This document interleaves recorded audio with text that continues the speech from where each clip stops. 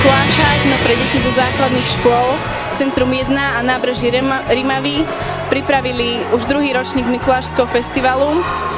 Sme tým Dreams and Teams z gymnázia Mateja Hrebendu a organizujeme takéto podujatia pre deti.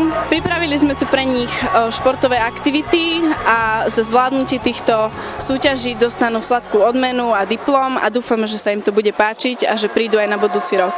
Čo sa ti tu najviac páči? Skákanie po švihadle. Preťahovanie. Hádať loptu. Preťahovanie. Tie balóny. Skákanie na švihadle. Všetko. Ťahanie lana. Búkal som balóny. Kopať loptu. Preskakovanie.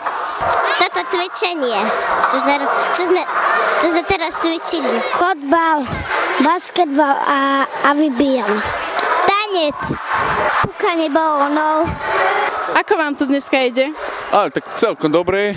Deti sú síce veľmi besné, ale tak v pohode. Super. Veselé, neposlušné, ale dá sa. A tak dá sa to, ale trošku je to náročné na ruky, čiže deti, aj my sme už unavení.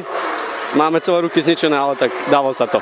Tak myslím si, že to ide dobre ako vždy a deti sa tešia, že sú tu a že robia nejaké takéto súťaže. Deti sú radi, že skáču. Tak deti sa zabávajú, sú radi, že sú tu. A ide to v poriadku, v pohode. Deti sú zlaté, snažia sa.